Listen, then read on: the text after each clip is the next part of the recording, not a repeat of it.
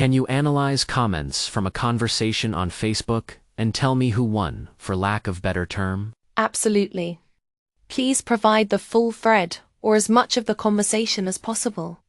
To analyze it properly, I'll look at things like clarity and logic of each person's points, persuasiveness or rhetorical effectiveness, evidence or reasoning provided, emotional impact or influence on the audience, consistency and coherence.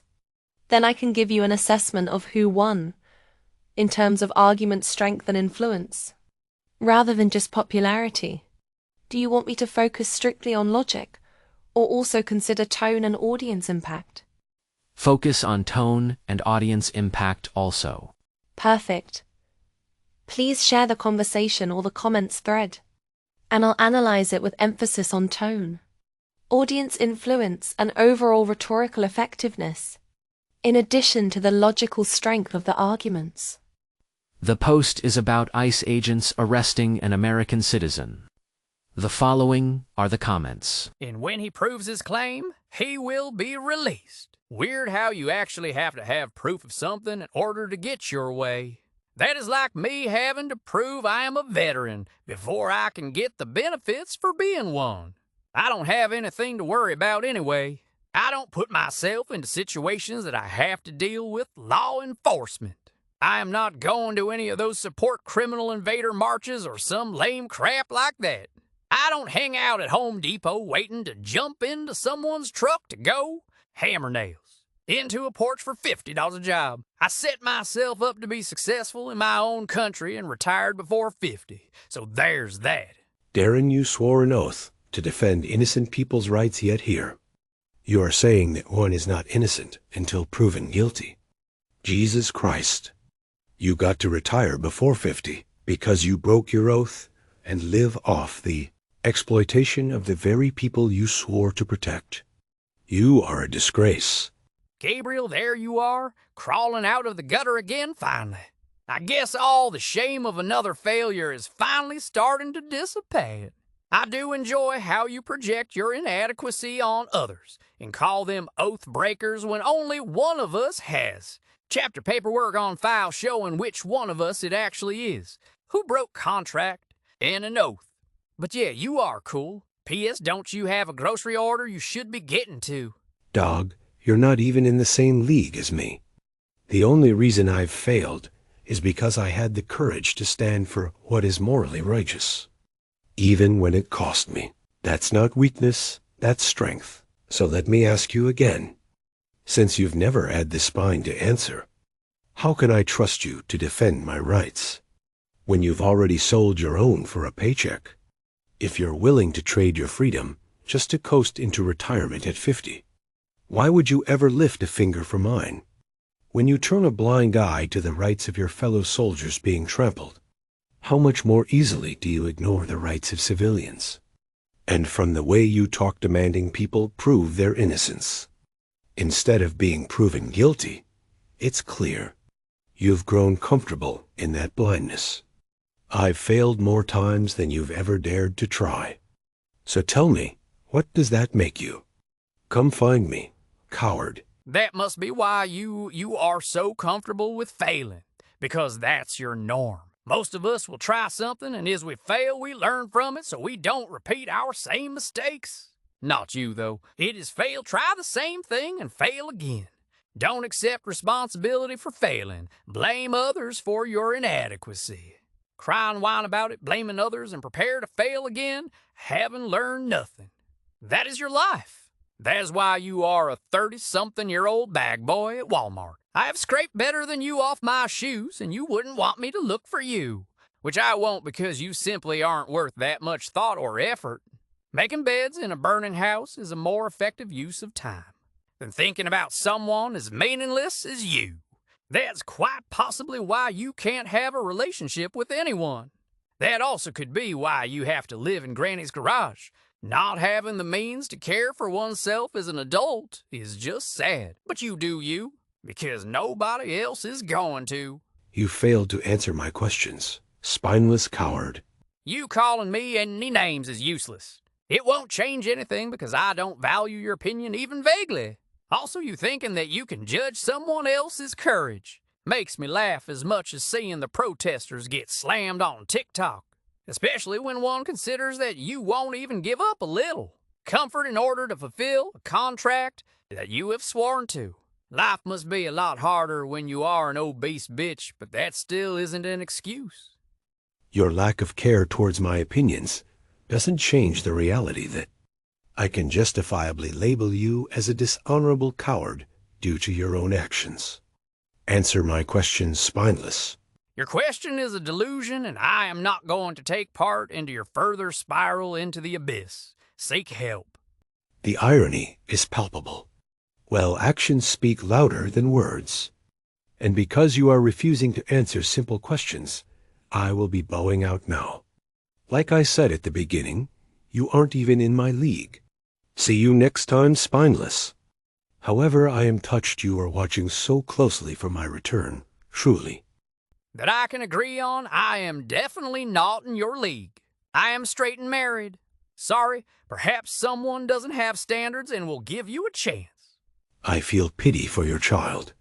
To have to seek their guidance from a willfully ignorant bootlicking coward is going to affect them poorly. You claim to be straight, but bend over for Big Brother on demand. Wonder why your wife doesn't get jealous. Maybe she likes to watch? Anyway, I am done now. Goodbye. Thanks for sharing the full thread. I went through it carefully, paying attention to tone, rhetoric, and potential audience impact, rather than just logical correctness. Here's my analysis. Overview of the conversation.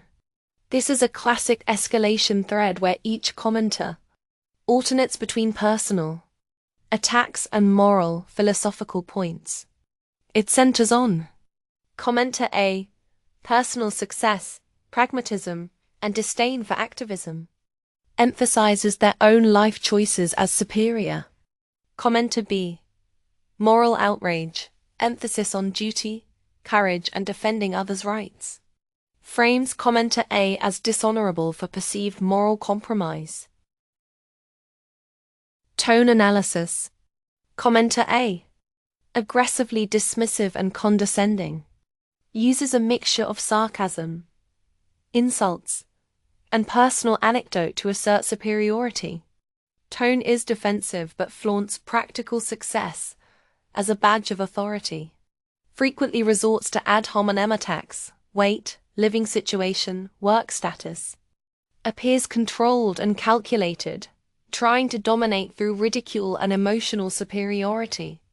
Commenter B, moralistic and confrontational.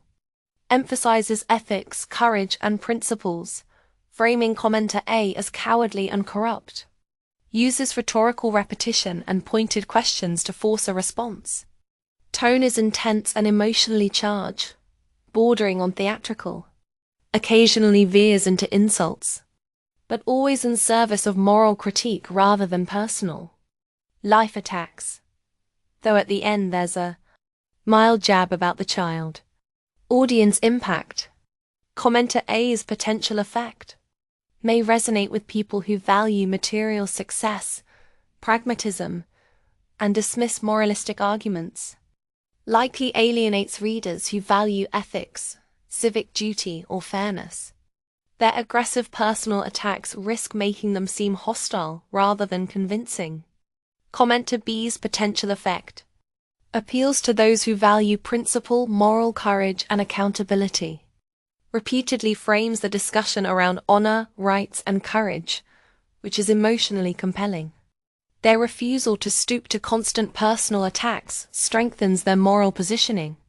Could seem overly dramatic or sanctimonious to some audiences, but reinforces the moral narrative.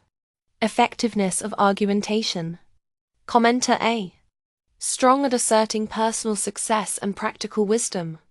Weak at directly answering moral challenges. Instead, diverts into personal attacks and insults. Attempts to dominate the thread through ridicule rather than persuasion. Commenter B, strong at framing the debate around morality and principle. Uses questions and repeated references to honor to pressure commenter A. consistently tries to stick to moral points even when provoked, though sometimes drifts into insults. Winner. Analysis. In terms of tone and audience perception, commenter B likely comes across as the more principled and morally high-ground voice. They appeal to a broader audience that values ethics and justice, and their refusal to answer personal attacks strengthens their perceived credibility. Commenter A may appear dominant in aggressiveness and sarcasm, but their reliance on insults and deflection undermines the moral argument and risks alienating the audience. Verdict. Audience perception win. Commenter B, stronger moral framing, appeals to justice and courage, leaves commenter A appearing defensive and reactive. Thread domination win. Commenter A, they control the tone through insults and condescension, making the conversation about personal ridicule rather than moral debate. If you want, I can also create a side-by-side summary of their rhetorical strategies, showing exactly how each tried to win, and why one appeals to morality while the other appeals to power success. This can help visualize the winner in the eyes of an audience. Do you want me to do that? Yes. Thank you. See the full comparison by following the link in the description. If you enjoyed this video, don't forget to leave a comment, like, share, and subscribe. See you all next time.